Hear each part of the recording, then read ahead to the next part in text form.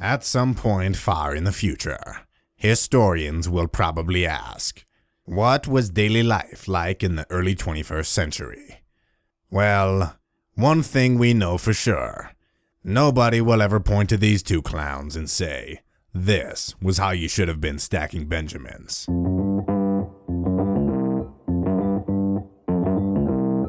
Live from Joe's mom's basement, it's the Stacking Benjamin Show.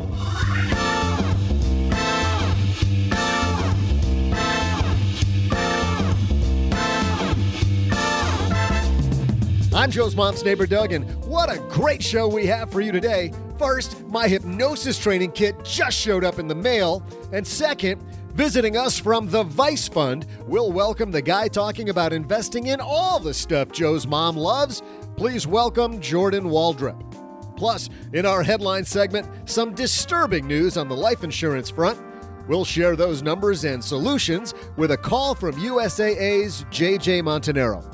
Of course, we'll still throw out the Haven Lifeline, answer a letter from the mailbag, and hopefully by then, I'll be able to hypnotize everyone and suggest you make tons of wealth for yourself. And now, two guys who don't need to be hypnotized to feel very, very relaxed and sleepy, Joe and O-J-J-J-J-G.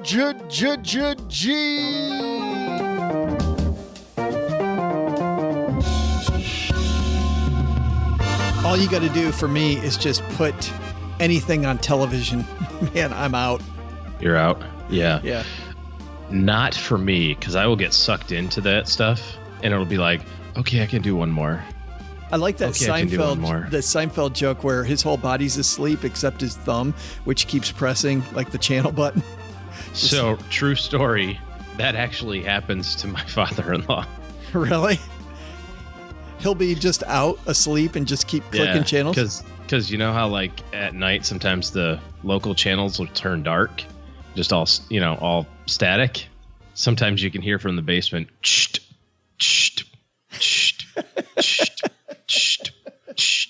because all he's doing is he's got his thumb on the up button. You know what he needs to do then? He just needs a little more nutrition, right? A little more oomph. That's all he needs. And the way he gets it is from RX Bar. Thanks to RX Bar for supporting Stacking Benjamins. RX Bar is a whole food protein bar with no BS. Get 25% off your first order at rxbar.com/SB and use promo code SB. That's rxbar.com/SB. Promo code SB. We were just talking about RX bars the other day, and just it's funny in our running group. They were just having a discussion about RX bars. I'm like, oh yeah, they sponsor the show. Really? Like, I love it how your friends have no idea what you do, which is nice. Right. They just like you for who you are. Yes. Oh, it was funny. We had a guy helping us set up the new internet. And as he's walking out the door, he said to Richie and I, hey, good luck with that little radio thing you do. That little radio thing. Yeah. Thanks a lot. Yeah. Appreciate it. Actually, it was really nice. You know, else is really nice. Saving $450 when you go to magnifymoney.com, because Magnify Money is the place where you find all of those banking products that are at your brick and mortar bank. But guess what? You find out that the ones you're using now ain't that good. Well, with over 92% of the things that are out there, whether it's checking accounts, savings accounts, cashback reward cards, consolidation loans, student loan consolidations, whatever it might be, stackingbenjamins.com/magnify money gets you to all of it. We've got a great show today. We're talking vice investing, alcohol, tobacco, gambling, defense stocks, maybe some other stuff. Jordan Waldrep from the Vice Fund is here with us today. We talked a lot about impact investing recently, so I thought we'll go the other way. This is the other side of the pendulum. All right. Investing in things that are, but it is interesting, these Vice stocks, is that a volatile place to invest or a conservative place? We'll find out from him. That'll be one question I plan to ask, and how Vice stocks look over long periods of time. Interesting stuff. But first, we've got some very interesting headlines. So let's get the party started. Hello, darlings. And now it's time for your favorite part of the show, our Stacking Benjamins headlines. Our first headline comes to us from Forbes. My Big Fat Divorce. Learning about your options through the ending of a Hollywood marriage. This is written by Heather Locus. We even talked divorce in finance recently, OG, so I thought this is timely. 2002, a very funny movie came out. What's that? I said it's timely. What? And then I say in 2002? Well, no, you said it's timely, as in, is there something you wanted to tell me? Yeah, listen, I don't think it's me, not you. I know it is. It always is. And we can still be friends. In 2002, a very funny movie came out. My Big Fat Greek Wedding is the story of a Greek. Did you see that movie? Yeah, probably. Probably. What do you mean? Maybe. That movie is so funny. It's not a forgettable movie. It was very good. I don't think it was. Story of a Greek woman who falls in love with a non-Greek man. Hilarity ensues as they plan their wedding and meld their families and cultures. Actress Nia Vardalos wrote, produced, and starred in the film, which is loosely based on the real-life events surrounding her marriage to Ian Gomez, who played the best man in the film. Vardalos and Gomez recently announced they're divorcing after nearly 25 years of marriage. Unfortunately, divorce is common these days. What's uncommon is the way they've seemingly chosen to divorce. In addition to the dignity and grace they're showing in their public communication of their decisions, papers filed by Vardalos and responded to by Gomez indicate they requested that spousal support be determined in mediation. Timing's important because the IRS will not allow spousal support to be deducted for tax savings in divorces finalized after 2018. And so this thing goes over divorce mediation, which I'm not that excited about. That's more of a niche discussion for people that might be going through divorce now. And we'll have the link there in the show notes at stackingbenjamins.com. But there's a ton of financial stuff going on in a divorce, obviously. Just, my goodness, all sorts of different things. And in working with clients who have gone through this or have gone through before they started working with me, you see the ramifications of it after the fact, right? And some of it's really important to decide on early. One of the things you mentioned there was spousal support and how that changes from a tax standpoint at the end of this year. You got to think about the kids. You got to think about your retirement plan. You got to think about accrued benefits. You know, if you're still in a job that has a pension, if you're the spouse that earned it or the spouse that didn't earn it, you know, there's calculations to consider there. And then I think the other side of it is once everything's done, you have to go back to the drawing board on the financial plan, right? Because now you have a different trajectory than you did, you know, a year before.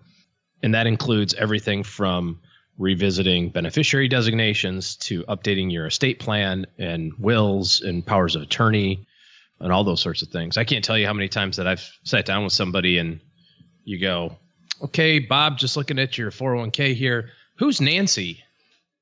And Sally's sitting across the table and Sally's like, yeah, Bob, who's Nancy? You know? And Sally knows exactly who Nancy is. Oh, yeah. The best case is that it's his mom. You know, because he started his 401k when he was 22 and not married and just put mom in there. The worst case is that it's Nancy's his ex-spouse from 11 years ago. And never changed the beneficiary. Of course, a ton of horror stories about how that turns out, but happens quite a bit, sadly.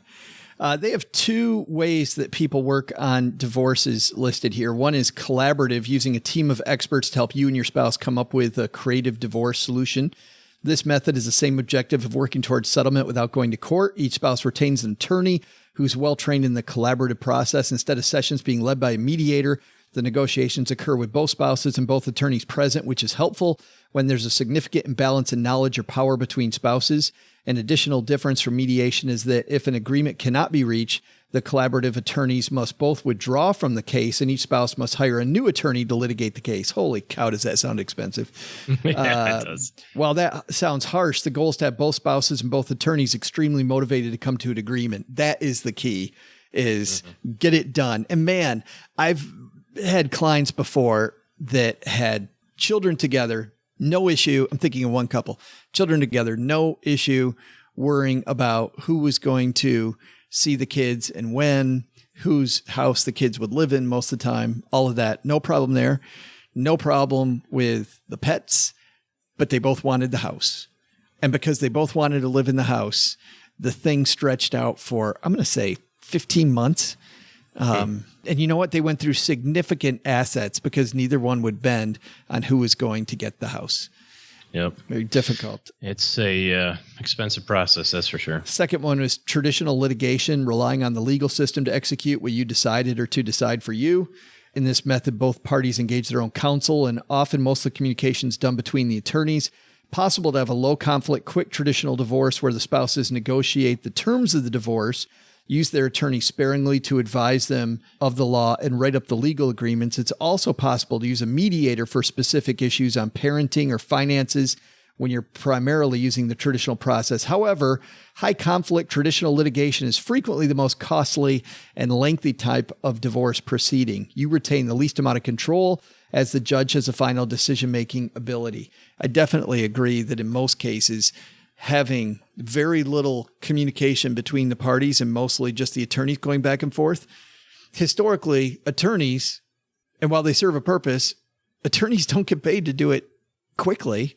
Right. Are they hourly? Aren't they? Don't most attorneys bill by the hour? Billable hours. And it's difficult. Not saying that they're bad. I'm just saying that I thought this piece was unique because there's so many different ways to handle it. I'll link to that piece on our show notes at stackingbenjamins.com. And in our second headline, new information out on a recent study says that 35% of households would have trouble paying expenses within 1 month, given the loss of a primary wage earner. Let's talk about this on My Dad's Shortwave with our good friend, JJ Montenaro from USAA. How have you been, man? I've been doing good, Joe, doing good. And I'll tell you what, shortwave radios are not what they used to be. They're sounding crystal clear, baby. There's been a lot of technology applied. I don't know if you've kept up, but there's been a lot of technology applied to shortwaves. That's good stuff. Good stuff. Well, this isn't good stuff, though, JJ. 35% of households having trouble paying expenses if the primary wage earner passes away. That's scary. Yeah, as you know, Joe, that was one of the things we're talking about is, hey, you probably got married, you might have bought a house, had a child, changed jobs over the last few years, or at least since you last looked at your life insurance.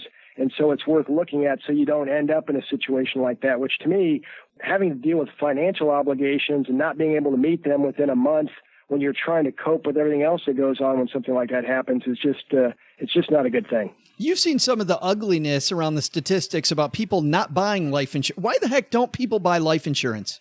Who wants to talk about death? Who wants to think about death? And who has death right in their face? Well, generally, if you're healthy, nobody, because it's just not a very exciting topic. And it's easy when we have all these competing challenges to look at other things and work with paying our bills, maybe even saving or investing, as opposed to dealing with the tough topic.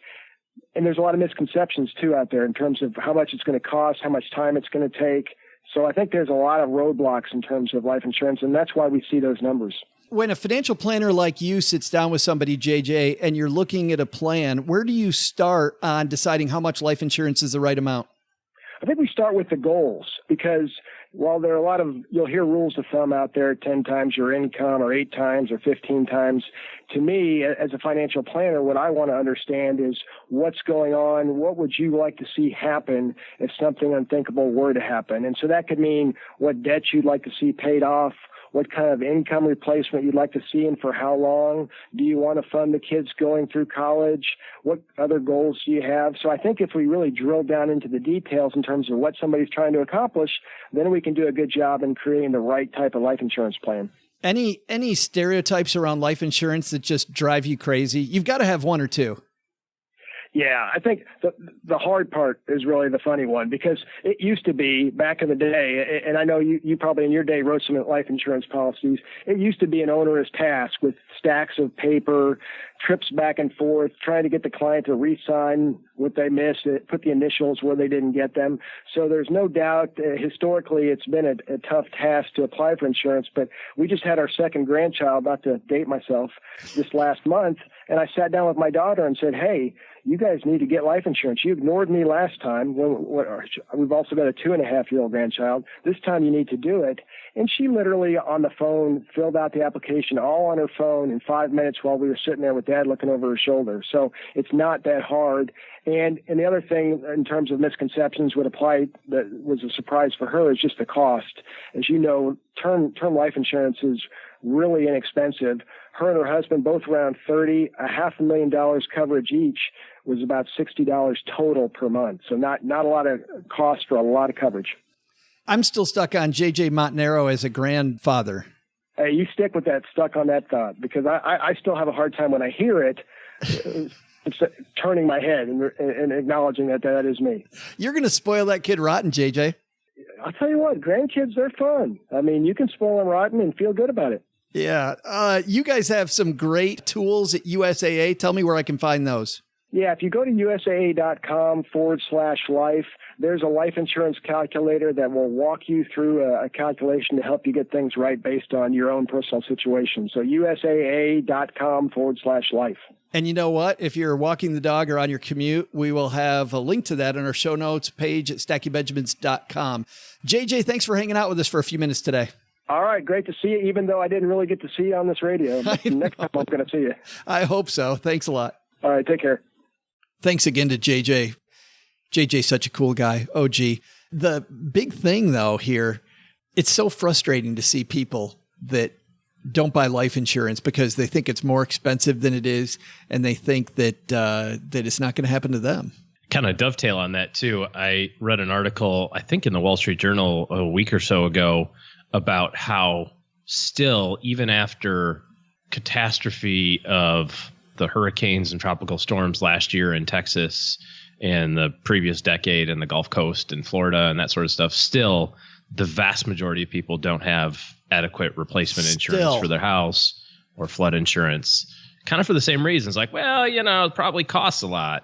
Probably will take a long time to get. That's so painful. It's frustrating when people look at their house insurance premium or life insurance premium or whatever and say, oh, well, it cost me $1,000 a year and your solution cost me $1,500. So yours is worse because it's more expensive. It's like, well, yeah, you get way more coverage, right? Like you actually get to cover your house. Well, I mean, what are the chances of a 50 inches of rain happening in 4 days? I mean, you know, pretty remote, right? Nope. It happened. So. It was so painful to watch, and sadly, people setting themselves up for failure again. But I can see why they do it. I mean, it was always my clients that were just barely making ends meet, that always wanted to skimp on their insurance. And sadly, those are the people that need it the most, right? You can self-insure and have a big emergency fund after you build that foundation. But before you build that foundation, cutting the corners often ends up in just catastrophe. I just had a client talk to me about their cash reserve because they felt it was high enough, and it was. And she said, you know, I want to take some of that and invest it because it just seems like it's not working and we're behind our savings goals and we're getting started late and we need every dollar working hard. And I said, absolutely, positively, no, that can't happen. You have to play the game the right way. And the right way is to make sure that you've got an emergency fund funded, because if you don't, then the whole rest of the house is built on shaky ground. Just sand, yeah. And it will just collapse the first thing that happens. I mean, I've had that happen in my life, right? Where I'm like, I'm a financial planner. I know how to invest money. And then I'm like, crap, I need that $5,000. Right. You know, right. Have a cash reserve. And at the very least, you've got the trading fee, whatever that might be, to get at your money. Hey, I do have a question there. Gregory in our Facebook group asked this recently. He said he has a friend who invested her cash reserve, but put it in the stock market and put stop losses on everything so that if it goes down, you know, they don't get the downside, but they get the upside. What do you think about that? I already said, God, no. Well, I'm just thinking about how that would work because your stop loss has to be far enough away that it doesn't automatically sell the first time the stock market wiggles a little bit. Yeah. What is your stop loss at? 5%? Well, that's still a catastrophic loss in a cash reserve, right? When you can get 2 in your savings account right now. Plus, if you haven't figured it out yet, stop losses don't guarantee that price, right? In a free falling market, you just get in the queue to sell. You know, now if it's just a normal trade, right? It's like, hey, it's just a normal day, so be it. And it triggers, you know, you'll probably get stopped out at whatever, pretty close to your stop loss number. But if it's a stock like Lehman Brothers and you say, I don't want to go below $20, well, it just might happen that the next trade is at 8. It goes 20, then 8, and you get it at 8, you know, and there's no guarantee that happens. We just saw that most recently with the Brexit thing a couple of years ago. Remember that? where the stock market fell through the floor. A lot of people had stop losses, sold way below their stop loss. And then before they even had a chance to get back in, market was up well above where they sold. Yeah, just because there's 2 days of volatility or something. Yeah. You can't game the system. You have to, if you're behind in your investing plan, you're behind because it took you a little longer to get started or whatever, you got to take your medicine. You got to make it up by saving more, not by going, well, I'm going to try to get 13% a year on my money. That's how I'm going to catch up. I think that's lesson number 1. We probably have 3 lessons today. Lesson number 2 from JJ Montenaro from USAA is life insurance. Get it. Absolutely. If you are somebody supporting a family, especially. And then the third lesson from our first piece, if you're going through divorce, I know it's an emotional time, but you got to try to keep your wits about you so that it doesn't end up also being a financial disaster for everybody involved.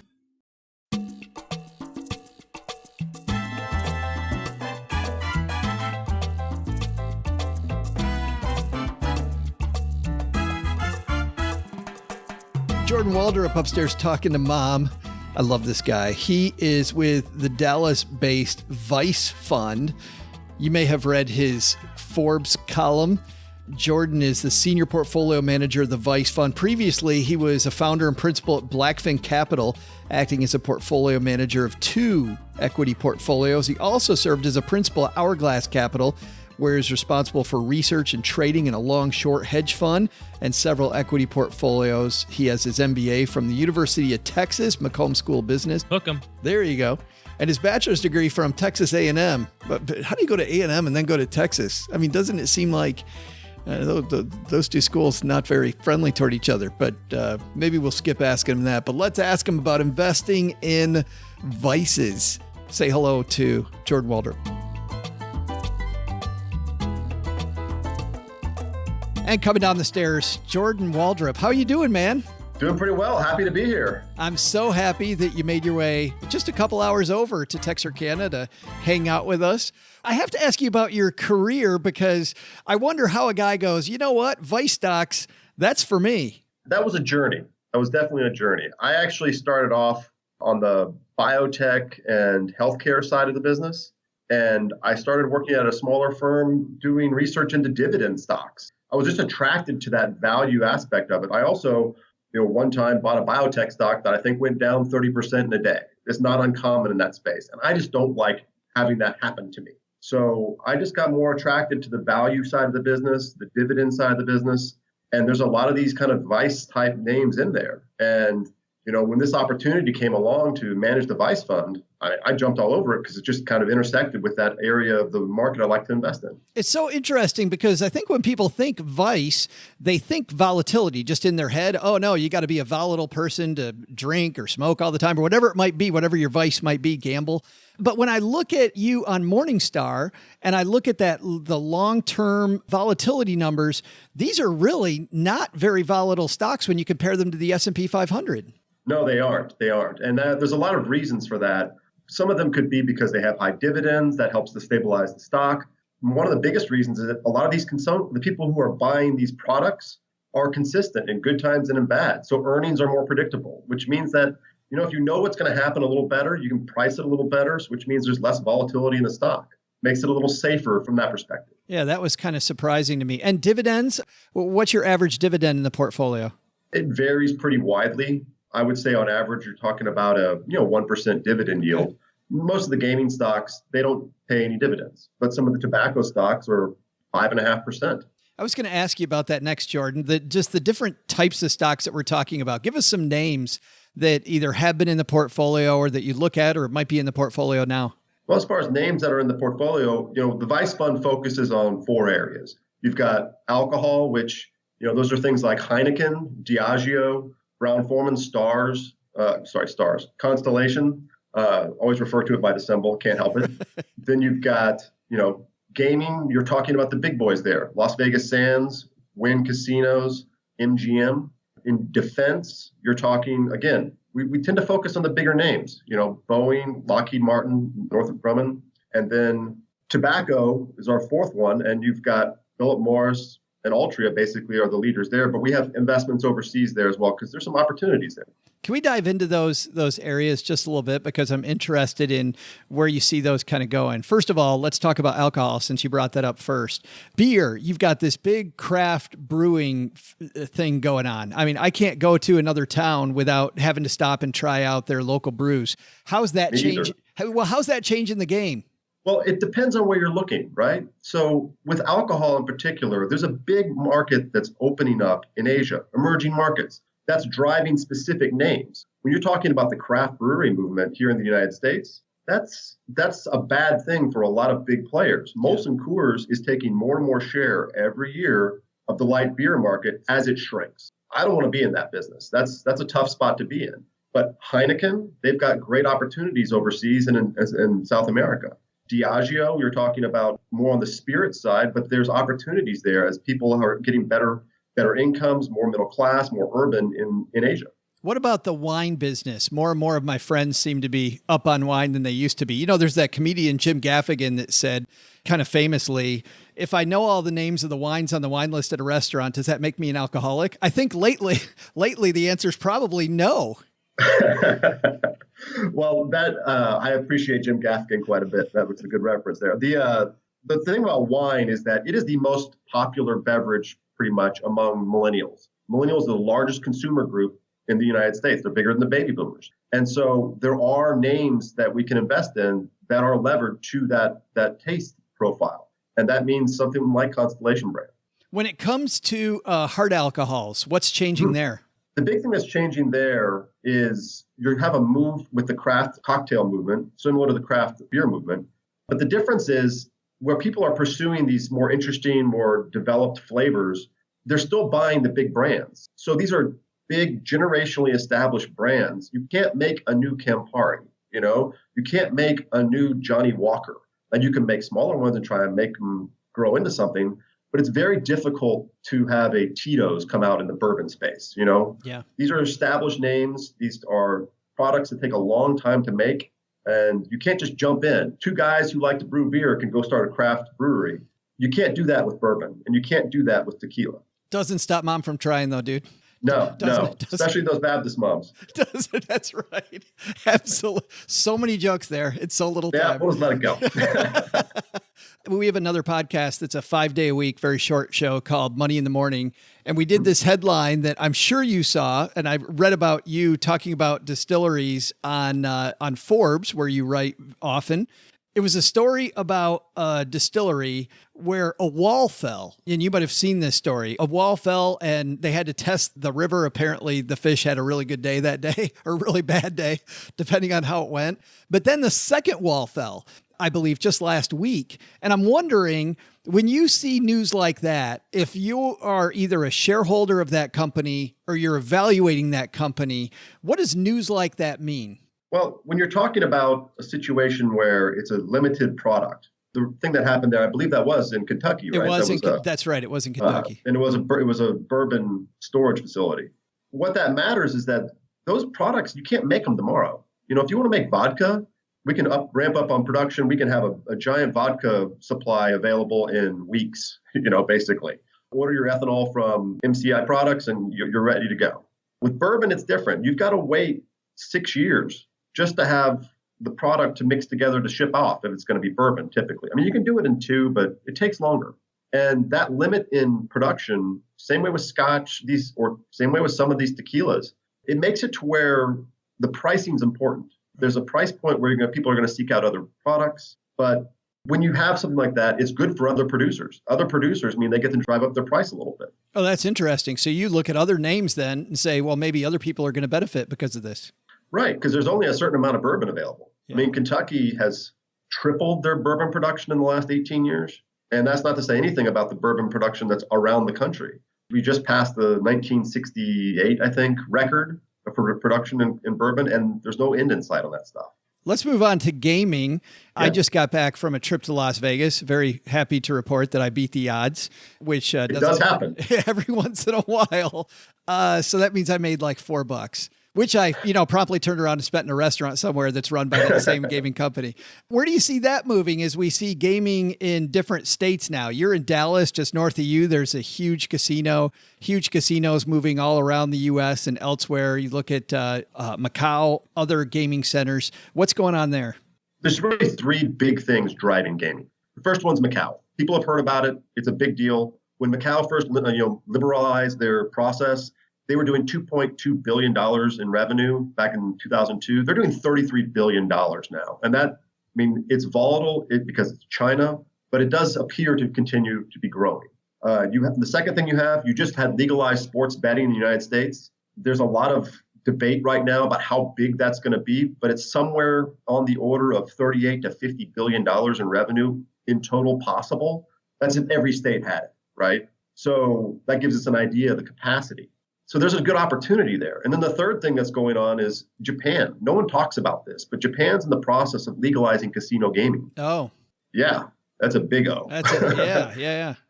That could be anywhere between 10 billion and 28 billion, depending on the estimates. That's saying we're going to add a Las Vegas or add a Macau to the gaming industry. And there's only a few of these companies that can really benefit in all three areas. Those are the big international casinos. And those are big tailwinds for these guys' earnings long term. Is it worrisome or good news that there's been so much consolidation over the last decade or two in Vegas? I was told by someone recently, and this is colloquial, I wish I had a place, Jordan, where I could look this stuff up and see if it's factually correct before I ask you. If only I had a way. But someone told me when I was just in Vegas, there's really, like 3 names that control most of the Las Vegas casino industry. That's absolutely correct. You have MGM, you have Las Vegas Sands, you have Wynn, you have Caesars. That captures a large percentage of it. When you talk about Macau, there are legally only 6 companies there. There's 46 or so actual casinos there, but there's only 6 companies that represents. So it is concentrated. And while that is a problem maybe from from some perspectives, the reality is that with these tailwinds and these opportunities and the fact that these casinos take a lot of money to build, it makes it to where they're a little bit more predictable for me. I don't have to worry about someone opening a poorly themed casino anymore, like happened prior to 9/11 with the new Sands Casino that ended up being the Planet Hollywood Casino, I believe. Yeah. Converted. Yeah. So that's less of a problem now because they aren't going to take those type of chances. I took some money from Planet Hollywood, by the way. I'm not sure if it'll show up on the balance sheet at the end. But it'll be a line item, I'm sure. It probably is. Send it off with Joe back to Texas. Right? And there goes the stock. Brian immediately. That's right. That has been known to happen in Macau. That's the crazy thing. In Macau, 50% of their revenues or more come from VIP Baccarat. Wow. Yes. So 33 billion, you're talking 16.5 billion of just guys walking in and playing Baccarat. And that they've had quarters where they've missed earnings because some guy walked in and was playing big hands and walked out a big winner. And that's the risk you have there because it is so concentrated in those particular games. Is there any good news at all these days in tobacco? It's cheap. That's the best news I can tell you. One of the things that has happened here, particularly last quarter, is we had a sell-off in the space that was driven by a few things. But to me right now, they have really gotten down to a level that's difficult for them to sell off much further on the bigger names. Philip Morris is trading at a price where it's yielding 5.5%. Altria is yielding 4.5%. These companies aren't going anywhere. They've been losing numbers of cigarettes for decades. They've been losing market share for people quitting for decades, except for the fact that the largest group of smokers in the country by cohort are millennials. Really? Yes. There was a recent study that said they are 23% or so of millennials, and they also hide it. They also have the highest level of hiding it, which that's also understandable. But the next cohort up was 22% or 23%. It's in the same range, but it's not like millennials aren't smoking. You also have new products that are coming out that have some interesting impacts on the space. Heat not burn products like IQOS cigarettes from Philip Morris, Plume Tech from Japan Tobacco. These are products that don't burn tobacco. And so when you're smoking a cigarette, it's not the nicotine that causes cancer. It's the products from the burning. So these products just heat the tobacco up. They don't burn it. In theory, that makes it to where there's lower carcinogens. Fine. There are new products coming.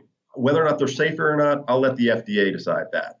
but there could change the way this business works. And the final thing that's happening in tobacco space that people get excited about, and no one really wants to talk about it, is marijuana's coming. Right. That is going to be a legal business at some point. And when it is legal, tobacco is ideally positioned to move into that space to be Philip Morris can step in and be the Bud Light, if you will, of marijuana pretty quickly in my mind. They already have the manufacturing systems in place. Well, for making particular types of products, yes. And the processing and the relationships in farming, the ability to deal with excise taxes, limited marketing, dealing with government regulations, the distribution system, they're well positioned. And Philip Morris, domestic, Altria did 126 billion cigarettes, I want to say, in 2015.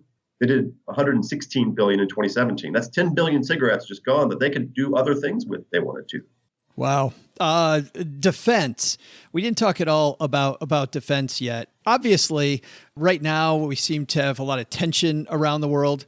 It seems like we're also having these NATO discussions as we record this. How much does that change your view of defense? Or are you more of a long-term defense is going to be defense, is going to be defense? I'm more of a long-term because I'm investing in big trends. That's where I can know something a little easier.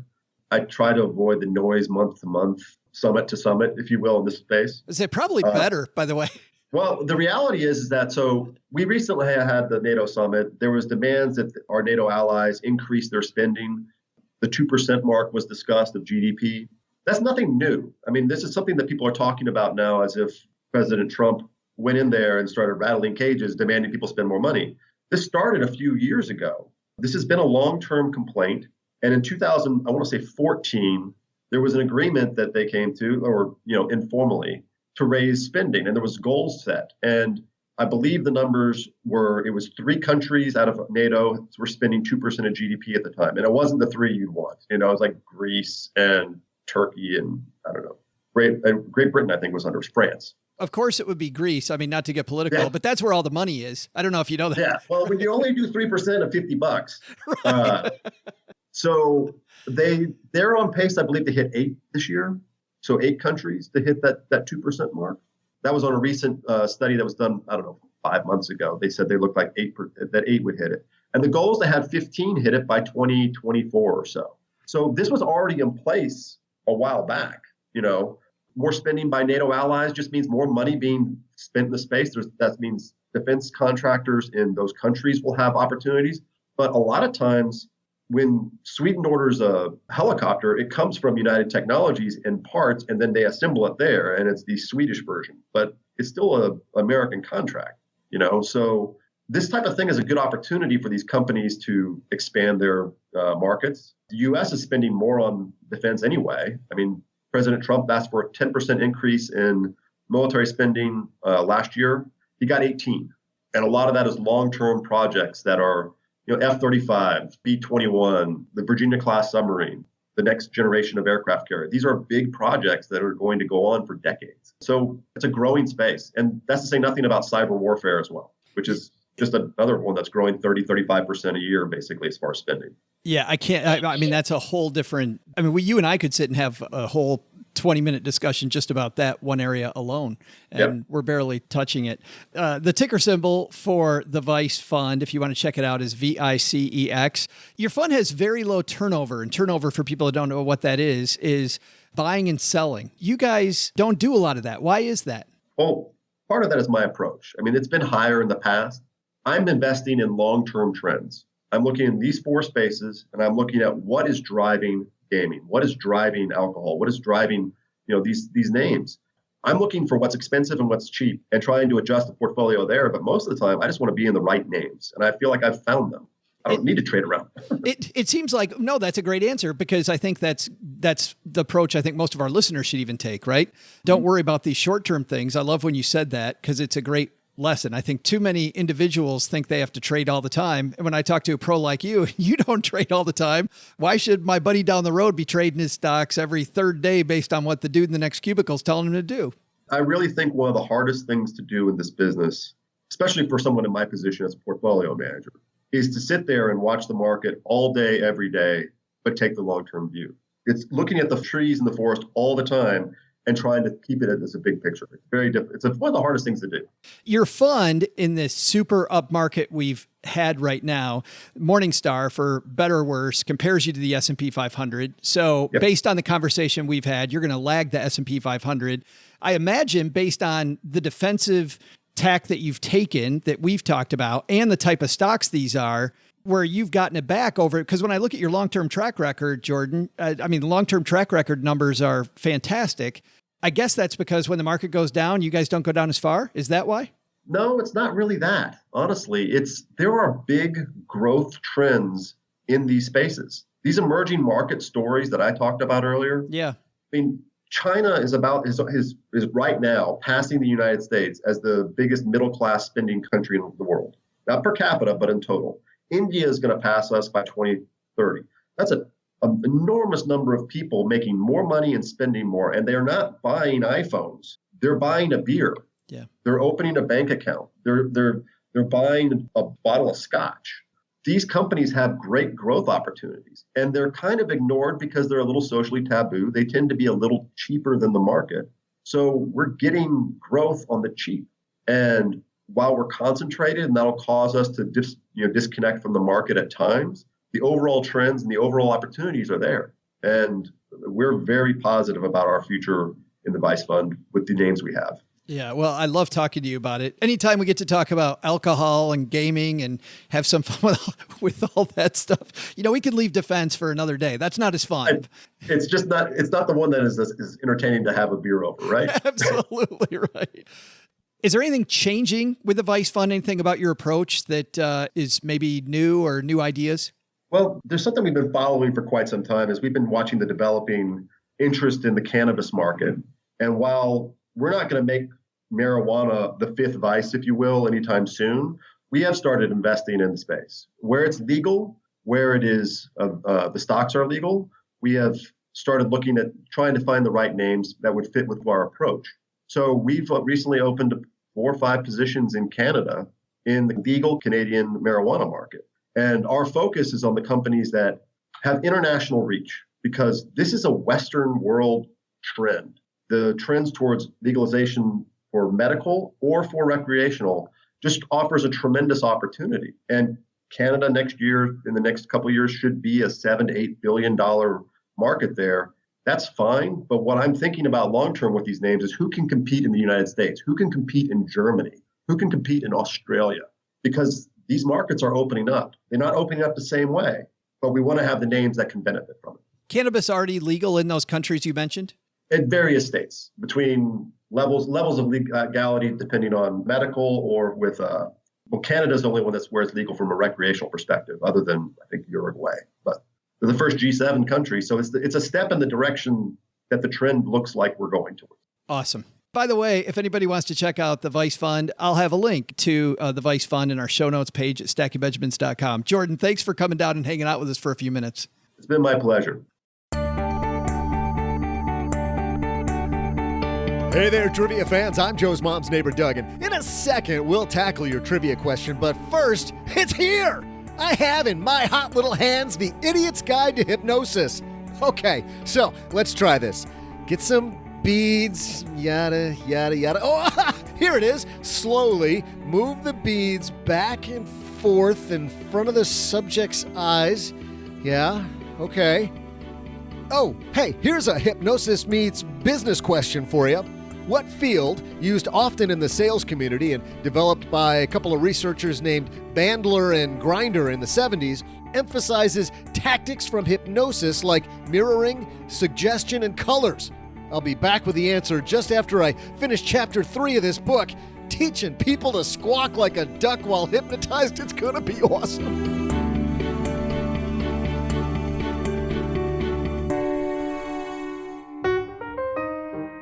Thanks to RX Bar for supporting Stacking Benjamins. It's funny because on a day like today, where I'm getting ready to leave for Philadelphia as we record this, I'm in Philly, by the way, as you're listening to this. I immediately grabbed for an RX Bar because I have 57,000 things to do. and I need to get the right things in me, but I don't have a lot of time. RX Bar is a protein bar made with 100% whole ingredients and no BS, no bad stuff like added sugar, artificial colors, artificial flavors, preservatives, or fillers. It's made with 100% whole ingredients, a few simple, clean ingredients where every ingredient serves a purpose, like the egg whites are for protein, dates to bind, nuts for texture, and other delicious ingredients like unsweetened chocolate, real fruit, and spices like sea salt or cinnamon. RX bars are gluten-free, soy-free, dairy-free. Mentioned before that there's no added sugar, colors, artificial flavors, preservatives, fillers. RX bars come in 14 delicious flavor varieties, whether you like sweet or savory, chocolate or fruit flavors. There's an RX bar for you. It's funny, for me, it depends on the day. I'll go sweet and savory sometimes, chocolate on others, fruit on others. It totally depends. Real fruit ingredients actually taste really good, and you can actually taste the cocoa, the real fruit, the spices like sea salt. So for breakfast on the go, like I had today, snacks at the office to push you through your 3 p.m. slump, throwing it in your bag for the plane, tossing it in your backpack for a bike ride or a hike, a pre or post-workout snack. It's always, for me, either just before a long run or just after one of our speed workouts. RX bars are perfect for you. Here's the cool thing. For our Stacking Benjamins family, you'll get 25% off your first order at rxbar.com/SB and use the promo code SB at checkout. That's rxbar.com/SB, promo code SB. And once again, if it's your first order, you can take 25% off. How about that? We're also brought to you by Magnify Money. You know, our friends like Nick over at Magnify Money, they know what it's like to go into a brick and mortar bank and to get the wrong things, because Nick used to work in the credit card industry. He used to work in the big banking industry. He knows exactly where the ball is, and he knows how you can win, which is why at Magnify Money, there's over 92% of all of those different products that you use every day to do better with your money. So instead of walking into the brick and mortar bank and saying, "What do you got?" Magnify Money helps you very quickly compare, ditch, switch, and save when it comes to anything money related, whether it's your savings account, your checking account. Maybe you need to refinance those student loans. Maybe it's time to stop paying so much interest to the man and consolidate your debt and get a real debt strategy in place. StackingBenjamins.com/Magnify Money to check it out.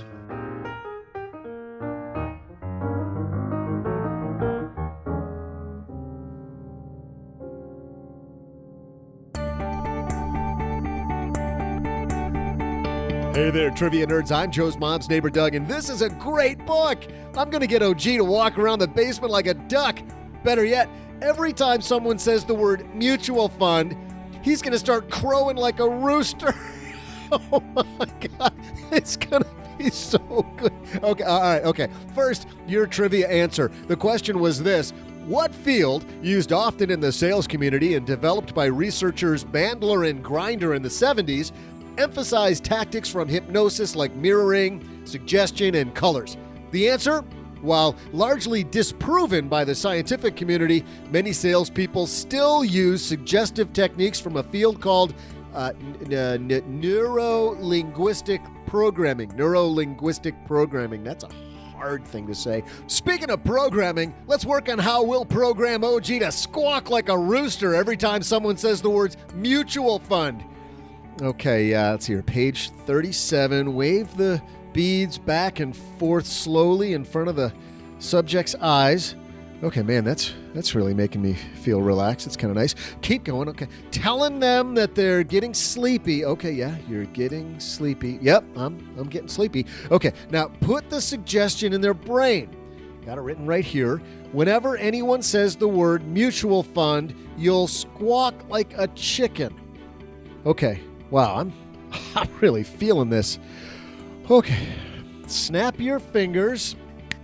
All right, how to practice on OG this whole mutual fund cock-a-doodle-doo. Oh, shit, I just hypnotized myself. Mother God. Cock.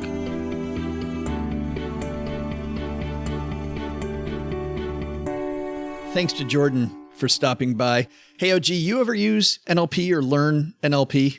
Not formally, but Just the kind of the Tony Through Robbins osmosis. stuff. Yeah. Yeah. It's funny reading the Tony Robbins books. The early Tony Robbins books really go over NLP. And even though they say that scientifically a lot of it doesn't work, I think for some people it gives you a little more confidence when you know that you're kind of not just in the meeting, you're also orchestrating your meeting. I always felt like, and I think anybody who's in there, operating in their unique ability feels this way, almost like they're observing themselves doing the thing that they're doing. Like they're so in the zone that they can like put half their brain on, hey, I'm going to orchestrate this, in my case, conversation with a client about, retirement planning or whatever. But on the other half of my brain, I can stand in the corner and observe the behaviors of the clients and how they're interacting with the dialogue and all that sort of stuff. And I think anybody would tell you that in their unique ability. Tom Brady probably is like, oh yeah, in the fourth quarter of that Super Bowl, I was just like out there, thrown in the backyard. Yeah, he sees the cornerback on the left side flinch the wrong way, and he all of a sudden realizes what type of a defense they're in because he's played so many games.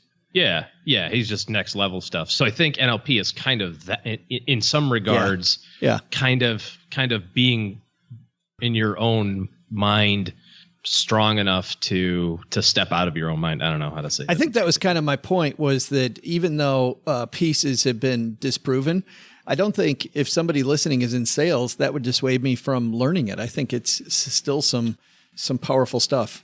Well, something as simple as what color do you use on the whiteboard or on the proposal?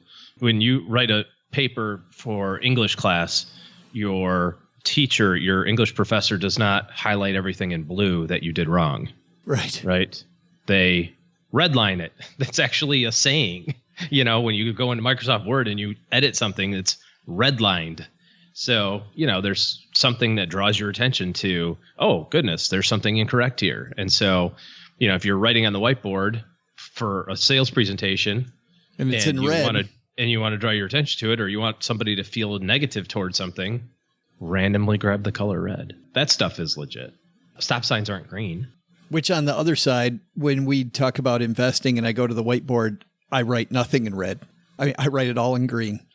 Yeah. Or blue or something like that, right? Yeah. Hey, let's throw out the Haven Lifeline, OG, and we'll tackle some of life's, or rather life insurance's most important questions. We've been talking a lot about life insurance today, which we don't get to do very much. It's awesome. Our friends at Haven Life Insurance Agency, they're disrupting the life insurance industry by focusing on those two things you value most. Is it okay to say whiskey and gambling? I think based on our guest today, it totally seems not as volatile as you may think it is. Might be volatile on your liver and your pocketbook, but not volatile on your portfolio. But it's actually your family and your time. And that's why they created a simple way to buy affordable and dependable term life insurance online. Head to stackingbenjamins.com/Haven Life now to get a free estimate for coverage and to learn about life insurance the modern way. And it's interesting. You look at the prices at a place like Haven Life, to JJ's point earlier, and you look at also how fast it goes. Our friend Kurt in the Basement Facebook group talking about recently going through the Haven Life process, OG, and just how simple it was. And even though he heard us say it over and over again, apparently Kurt's a doubter.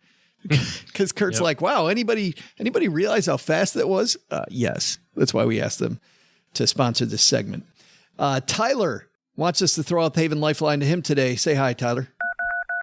Hi, Joe and OG. My name is Tyler. I'm a longtime listener, first-time caller. My wife is going back to school to get her master's degree starting in about a month. We are planning to pay for it out of pocket and are curious if it makes sense to open a 529 plan for her, since we can receive a 20% tax credit up to $1,000. Note that we will already get a $720 credit from the $3,600 we are putting into our daughter's 529 plan this year. Can we put the money into the 529 for my wife and then turn right around and pay for school out of it to get the credit? Is there anything I'm missing? Thanks. I'll hang up and listen. Yeah, I think what you're talking about is some states offer a tax deduction on contributions to 529s. Some states are at $2,000, some states are at $4,000. And it's not a tax credit per se. You're thinking more tax deduction. So it's small difference, right? Well, tax. Actually, I was going to say small but huge difference, right? Nomenclature really matters here. If you can get a tax credit, you want to try to get that very often, because a tax credit is dollar for dollar savings on the tax bill that you owe. A deduction is just going to make your income smaller, which means less money at the top bracket. Okay, take it from here. That's all I had. I sorry. I felt excited. Out of Investopedia. I know. I'm looking right at you. I'm looking right at you across the table. Why do you do that? It's great. I was excited that I could help you out. You had an answer. You're like, "Go, call on me. I know this one." All right, Billy, go ahead. Anyways, so yes. Tax credits, tax deductions. Your state probably offers a tax deduction, although maybe it's a tax credit. I'm not sure. If your state offers a tax credit, gobble that up. If it offers a tax deduction, gobble that up. Take it. I don't see any problem with doing this. Do you? I mean, there's no seasoning rules in 529s. There's nothing to say that you got to put the money in and let it sit there until a certain period of time. They're good for any person. So open a 529, put your $1,000 in it. Write it off on your taxes, take your $1,000 out, pay the tuition. I like it. At this point, he's pretty much laundering his laundering his money through it. Again, since you need the money tomorrow, you can't invest it, right? It's got to stay in the stable fund or whatever. Yeah.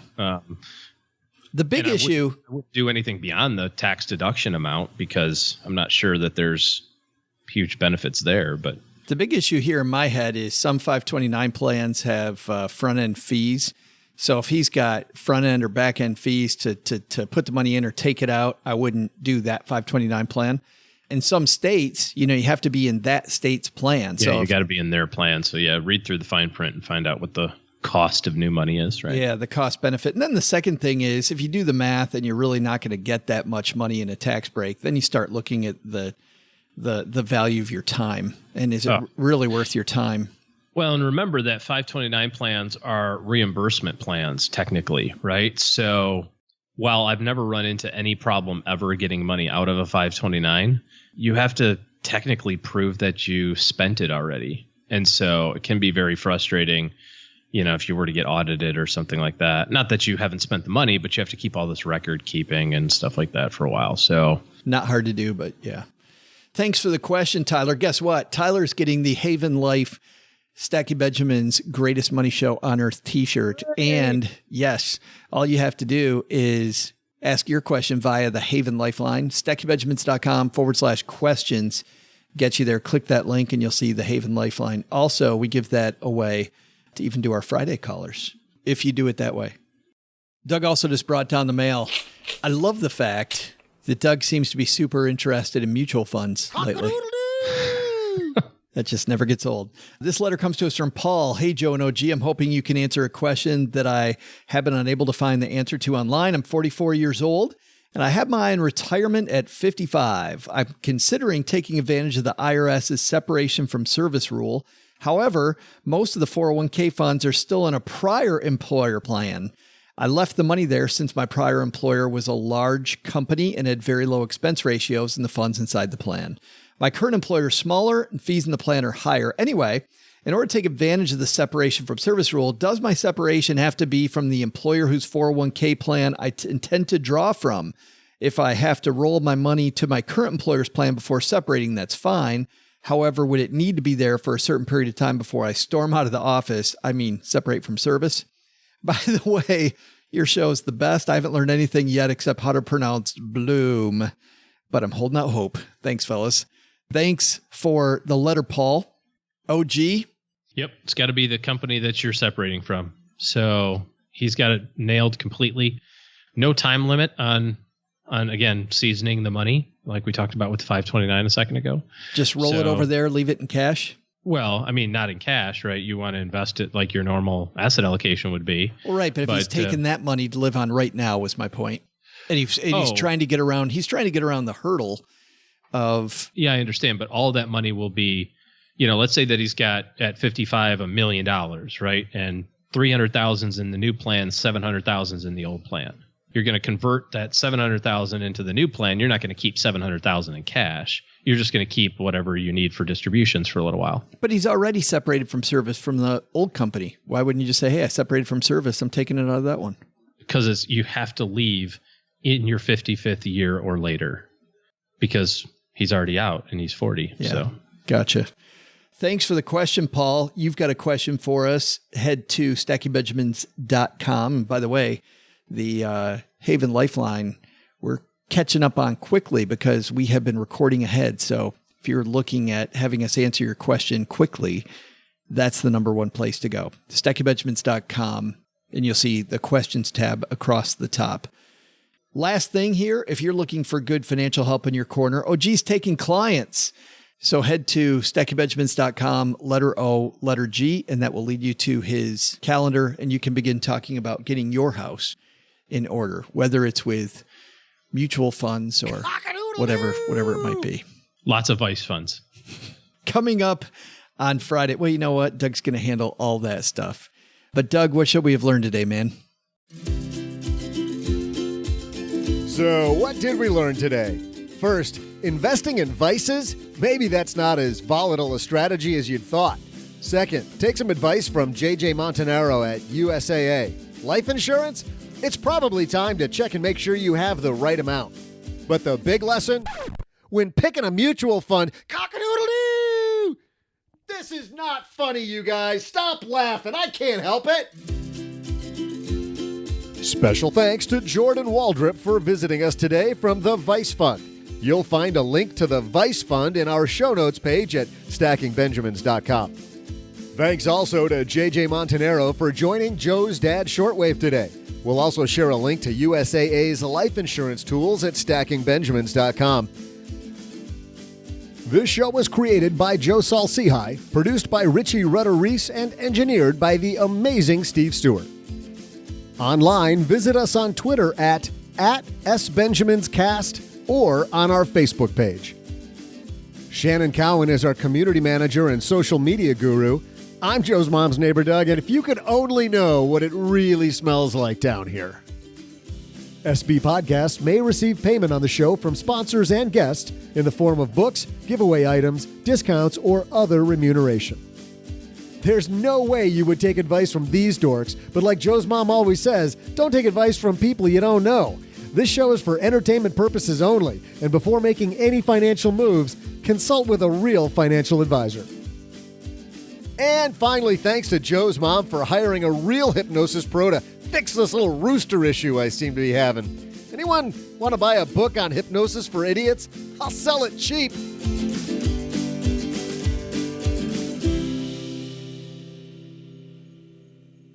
Macaque!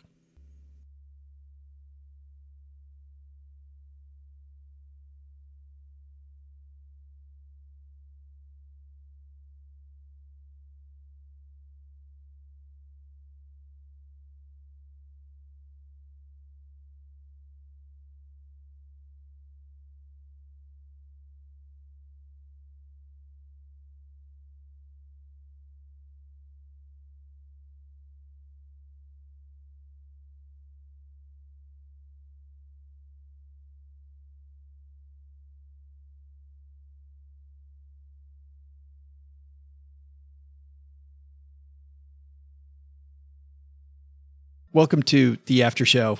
If you're new to the podcast, this is the part of the show that doesn't exist. Also, if you're new to the podcast and you're hoping for money talk, we'll see you next time because we talk about movies or things going on in our lives, or sometimes video games or board games, whatever it might be. This time, I want to talk about moving because and don't judge me, I still had full DirecTV. Why would I judge you for that? Well, a lot of people cutting the cord. It's funny. I got half. Actually, I might go back to it because I'm getting so frustrated with the online stuff. My friend Mike actually did the big time upgrade of Hulu, where you get the Hulu package that's kind of a daddy-o. And man, I really like what he's got with his cord cutting there, and much simpler than I thought it would be. But for now, moving out of the old basement and getting the new basement renovated means cutting my DirecTV. Well, so Cheryl cuts DirecTV, and now we have these boxes, right? These, and I said, nobody told you what to do with it? She goes, no, they just shut it off. And so she said, you're going to have to call up DirecTV and find out. So first of all, I go online and I'm trying to get into my online account, and I can't figure out my account at all. I can't get in. I keep requesting my password.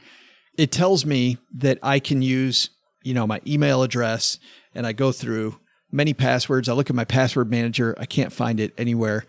It's driving me crazy. So I call, and I hate calling because I know it's going to be 25 minutes of baloney just to find out what to do with the stupid box. But I call up and I get this very nice woman, and she asks me for my account information, and she's having trouble pulling up my account. And she said, well, maybe it's just a question I can answer. And I said, well, yeah, it's actually a pretty easy question. We might not even need to go into my account. I just canceled my service, and I have these boxes, these DirecTV boxes. I need to know where to send them. She goes, oh, it's really easy. You just take them to a UPS store. You have a UPS store or FedEx? I said, yeah, there's one right down the street. She said, well, that's great. You just take it there. You give them your account number and you leave it. They package it up. They take care of everything. There's no charge. Just, you have to do it in a certain amount of time. Right. I'm like, oh, that's great. She goes, so do you have your account number? And I go, unfortunately, no. I mean, I probably do in a box. Yes, an email somewhere, or it's in a box somewhere. I got it somewhere. So she starts looking it up, and she looks it up, and she asks for my phone number. And of course I give her my phone number, and they can't find it. So then I said, you know what? It's probably Cheryl's phone number. I give them Cheryl's phone number. She can't find it. Then I give them our old phone number from 10 years ago, which we often use on accounts where we don't want to get on a list, right? So I said, oh, it's probably his phone number. Still can't find it. She's like, what about your social security number? So I give her my social security number, and she says, sir, did you cancel this just this last week? Or did you cancel a long time ago? And I'm like, no, I just canceled it last week. And then I said, can you hold on a second? Because I see my phone beep and I got a call on the other line. Can you hang on? And she says, yes. And I hang up on her because I realized that I have Dish. I thought you were going to say, because I realized that I canceled it a long time ago and I've been getting it for free. And I just had the wrong stupid company. It says here you guys separated your contract in 2007. And you still got the stuff? Oh, man. And of course, then I called. This is what happens when you get old. I got it. Then I called Dish, and Dish puts me through just the ringer. Apparently, when Cheryl called up, they didn't cancel her account. Listen to this baloney. Our account, OG, is on pause so that we can restart it again after, the basement's renovated and things are ready to go, right? So she... Okay, that's fine, right then? Well, the thing is, you look at all of these new user freebies that they give people. Well, yeah, sure. Yeah, so I don't really care about it. Why do I want to put my thing on pause? I'm like, no, just go ahead and cancel it. And by the way, the first guy I talked to, super nice, but he can't cancel it. He's got to send me to another guy. The cancellation specialist. Yes. The closer. Yes. Well, and it's funny because the first guy spoke some broken English. Nice guy, but probably in a different country. I don't know. I don't really care, but I think maybe. And then the dude who I talked to next sounded like he was from Ohio. And by the way, he was New Jersey, and he was going to come break some. Right. He's going to come break your legs if you. Oh no! This guy didn't use that approach. I know that you want to cancel the service. We don't have people that cancel around here. We cancel you, not the other way around. I'll send Eddie over. He'll cancel your service if you know what I mean. Yeah. Right. No, this guy didn't use that approach. He used the we're buddies approach. Ah, okay. Smart. Like, hey, dude, what's up? Yeah. You don't want to. So is it something we did? I said, no. I'm temporarily in some place where I don't control the TV. And he goes, what? Somebody else took the remote? Funny guy. Anyway, cancel my stuff. I ain't got all day, buddy. Yes. Oh, no. Because that's tactic number 2. Tactic number 1, I'm your buddy. Tactic number 2 is, well, I got like 500 forms I have to fill out here. No, you don't. No, you got to press a button, and your goal is to keep me on the phone as long as possible and make that more painful than canceling. Because he then takes me through. After a while, he goes, well, sir, I see here that you're a, I think he called me a 5-star client. He said, I don't know if you know this, but you're our top tier person. You always pay your bill on time, which, by the way, I didn't know if I paid my. That's the status. You're like, forget the American Express Centurion card, the black card. That's where I was headed. But to know that I'm a 5-star customer at Dish Network. Do you know who I am? Mission accomplished. Yeah. Do you know who I am? You're going to go to like your local Sizzler. Be like, yeah, can I get the table in the corner? Oh, sir, that's for our most distinguished guests. And you're like, do you know who I am? I pay my Dish bill on time every month. Like clockwork, almost like it was set up automatically to pay out of my freaking credit card on the 10th of every month, same $80. If I knew that's all it took to be the 5-star status was just paying your bill on time.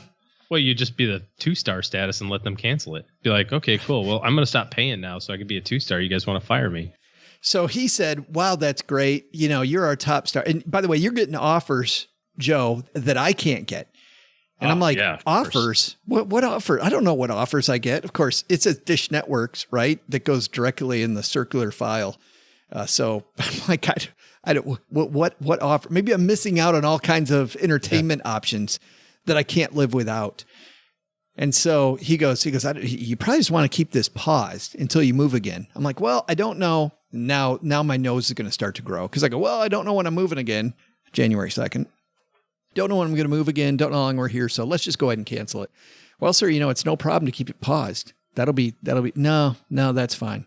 So I hate to have you send back all that equipment, then we send you new equipment later. You could just keep it. I'm like, I don't know. And you know what? I'm afraid that time's going to go by. I'm going to forget that I have it paused, and you're going to start billing me, and you're going to want your equipment back. That's totally me, by the way.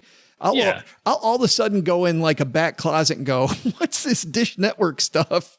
Yeah. 4 years from now. Right. That's his goal too, by the way. Sure it is. So then I said, no, let's cancel it. He said, okay, well, I just got to fill out a few forms here. And by the way, he's already asked me the address I've moved to. He asked me that early in the call and apparently wrote it down, which is also funny because later in the call, he needed it again because the first time he didn't write it down. The first time he's like, yeah, whatever.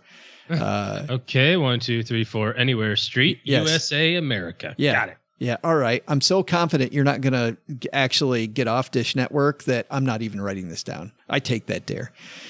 So then, after a long pause, while he's apparently filling out the Declaration of Independence. Yeah, he's got all these forms to fill out. Tons of forms to get out of Dish Network. Like, I don't know, it's some maze apparently. And he finally said, oh, I can't believe this, sir. You've got the free pause. Most people don't get the free pause. Usually it's $5 a month. And I'm like, wait a minute. There are people that are dumb enough to not cancel and go, oh, if you just pause this, I can pay you $5 a month for a service I'm not going to effing use for the next several months. What a bargain. Can I get billed $5 a month? Like, and you're not going to charge me that? Can I prepay that? I don't know if you knew this, but you have the free pause. Like, this is just the biggest load of, there's no way. And by the way, if there is Dish Network, a way that you really do have the $5 pause, shame on you. Like, you're just ripping people. There's no such, it was so great. No, well, you don't want to cancel that. That's the free pause, OG. Yeah. Goodbye. And I said, no. And then he got a little bit gruff and he goes, I'm sorry, what was that address again you gave me that you moved to? Because I got to send you this form. And by the way, filling out the real form at the end took way less long than those huge forms he was filling out later that apparently he didn't need. Yeah. So it turns out I might have been better off with DirecTV because that woman was very easy to work with. Very, very nice. She was fantastic. Because she knew that she was going to sell you DirecTV in a couple seconds because you didn't have an account.